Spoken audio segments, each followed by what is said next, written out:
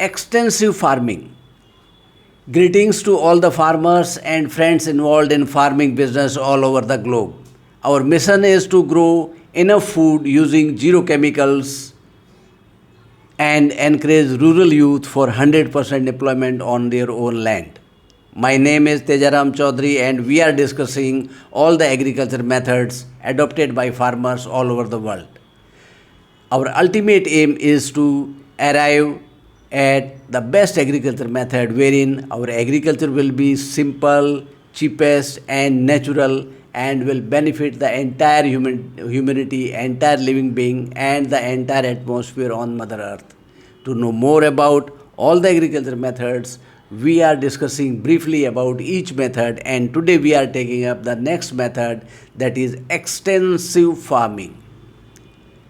Do you think that farming could be done with less efforts, fewer chemicals, and more reliance on nature? That method is called extensive farming. Extensive farming is an agriculture system that uses low labor, low investment, and minimum external inputs compared to the large land areas being farmed. It is commonly practiced in regions where land is abundant but population density is low. Instead of forcing production, this system works with nature. Let's understand its key characteristics. First is low input use. Extensive farming relies mainly on natural soil fertility and rainfall rather than chemical fertilizer or heavy irrigation. Second is large land areas. This system requires vast field because production per acre is lower. Third is lower yield per unit.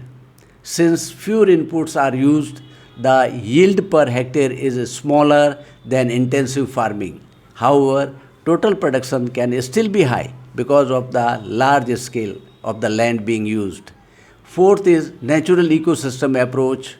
Livestock often graze freely and crops grow with minimal intervention. Fifth is low labor requirement. Because nature does most of the work, fewer workers are needed. Sixth is minimal mechanization. Traditional tools and simple methods are commonly used.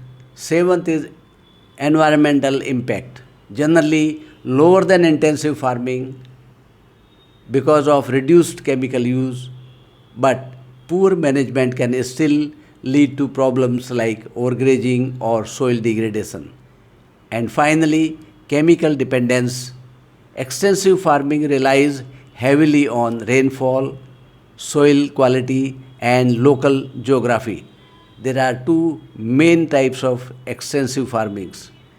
Extensive crop farming means large grain fields like wheat or barley.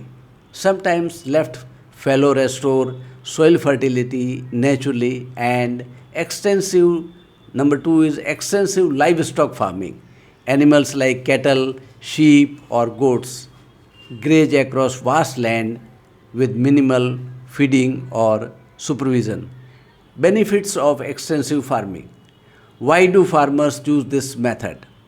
Because of it offers several advantages like lower production costs since fewer inputs are needed, less environmental damage due to minimal chemical use, long term sustainability because the natural cycles are preserved, and lower labor requirement making management simpler.